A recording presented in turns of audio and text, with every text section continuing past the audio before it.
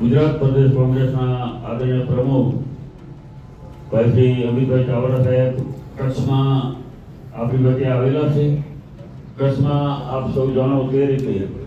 પ્રથમ અમારો કાર્યક્રમ કચ્છ જિલ્લા NSUIના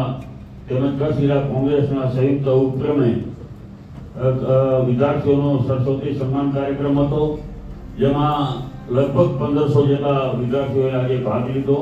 જેનું અમે આજે NSUI તેમજ કોંગ્રેસ પક્ષ તરફથી સન્માન કર્યું છે। કચ્છ જિલ્લાની મુલાકાતે અને NSUI દ્વારા વિદ્યાર્થી સન્માન સમારોહ યોજવામાં આવ્યો। સાથોસાથ ક્યાંક ને ક્યાંક ખેડૂતોના પ્રશ્નો છે, શિક્ષણના પ્રશ્નો છે, કઈ રીતે કોંગ્રેસ છે એ આગળ વધી રહી છે। આજે કચ્છ જિલ્લાની મુલાકાત દરમિયાન અમારા NSUIના યુવાન સાથીઓ દ્વારા વિદ્યાર્થી સન્માન કાર્યક્રમની સાથે સાથે છાત્ર ગુંજનો કાર્યક્રમનું આયોજન કરવામાં આવ્યું। હજારોની સંખ્યામાં વિદ્યાર્થીઓ અને વિદ્યાર્થીનીઓ આ કાર્યક્રમમાં જોડાયા અને જે રીતે કચ્છ યુનિવર્સિટીમાં કચ્છમાં શિક્ષણનું ખાનગીકરણ થયું છે, શિક્ષણનું વેપારીકરણ થઈ રહ્યું છે, શિક્ષણમાં વ્યાપક ભ્રષ્ટાચાર છે, ગેરરીતિઓ થઈ રહી છે, પેપરો લીક થાય છે,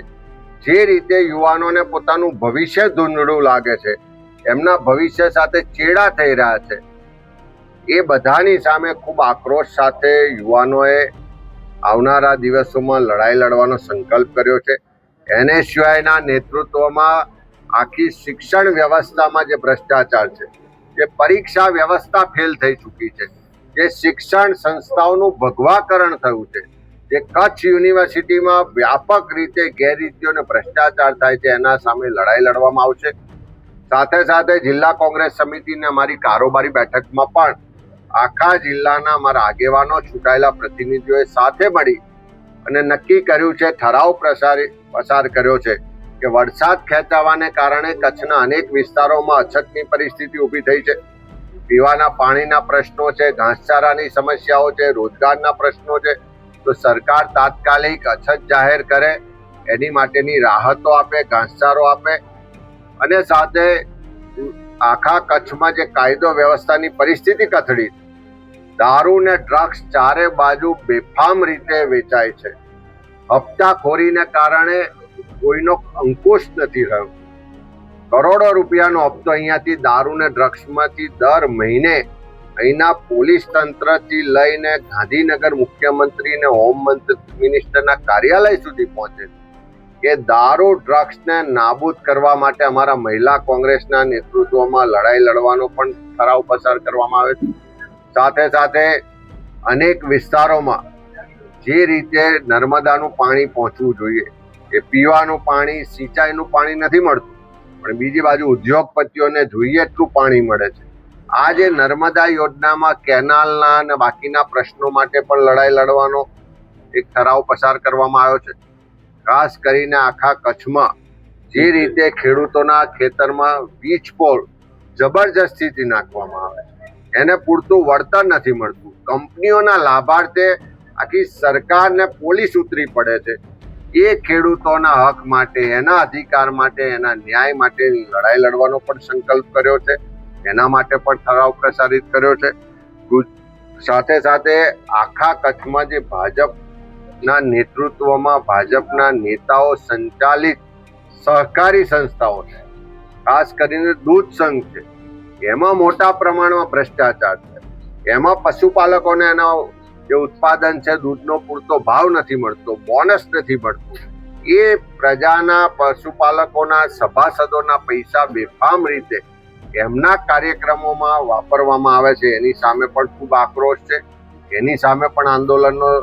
ઠરાવ પ્રસારિત કરવામાં આવ્યો છે। એ જ રીતે આખો સરહદી વિસ્તાર છે, ક્યાંક સોલ્ટ માટે, ક્યાંક સોલર પાર્ક માટે, ક્યાંક બીજા ઉદ્યોગોના નામે ગૌચર સહિતની હજારો એકર જમીનો ઉદ્યોગપતિઓને પધરાવી દીધી છે। એના ગેરકાયદેસર દબાણો છે, ગેરકાયદેસર રીતે એમાંથી કરોડો રૂપિયાની કમાણી કરે છે, એની સામે સરકારી તંત્ર કોઈ પગલાં નથી લેતું અને બીજી બાજુ ધાર્મિક સ્થળો પર બુલડોઝર ફેરવવામાં આવે છે, લોકોના ઘરો પર બુલડોઝર ફેરવવામાં આવે છે, લોકોને બેઘર કરવામાં આવે છે।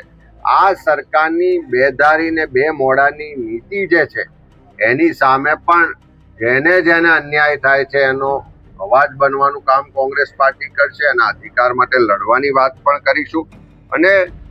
આખા કચ્છમાં જે મોટા પ્રમાણમાં ખનીજની ચોરી થાય છે, ખનીજ માફિયાઓ બેફામ છે,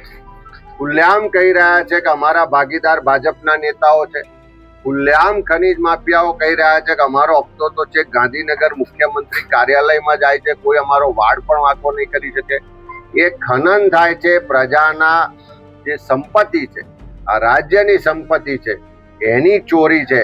એની સામે પણ જે આક્રોશ છે એના માટે પણ લડાઈ લડીશું. ખાસ કરીને આખા ગુજરાતમાં સૌથી વધારે સરકારને જો જીએસટી આપતું કોઈ જિલ્લો હોય તો કચ્છ જિલ્લો છે. અને જીએસટી ના પ્રમાણમાં કચ્છ જિલ્લામાં જે શિક્ષણની વ્યવસ્થાઓ થવી જોઈએ, શિક્ષકો ભરાવા જોઈએ, ઓરડાઓ હોવા જોઈએ, કે દવાખાના બનવા જોઈએ, એમાં સ્ટાફ ને ડોક્ટર હોવા જોઈએ, જે રોજગારી સ્થાનિક યુવાનોને મળવી જોઈએ, જે માળખાગત સુવિધાઓ અને જે ઇન્ફ્રાસ્ટ્રક્ચર હોવું જોઈએ, એની કોઈ વ્યવસ્થાઓ નથી. એ કચ્છના લોકોને જે સરકાર દ્વારા ભેદભાવ થઈ રહ્યો છે, એમની સાથે અન્યાય થઈ રહ્યો છે, એ ટેક્સના પ્રમાણમાં અહીંયા સુવિધાઓ જે એનો અધિકાર છે નથી મળતું, એના મુદ્દાઓને લઈને પણ આંદોલનો પણ થશે, કાર્યક્રમો પણ થશે, ઘેર ઘેર જઈશું, લોકોને મળીશું અને કચ્છના 1800 કરતાં વધારે જે બૂથો છે એ દરેક બૂથના લોકોના પ્રશ્નો માટે આખો એક સામૂહિક કાર્યક્રમ લઈ અને લડાઈ લડવામાં આવશે.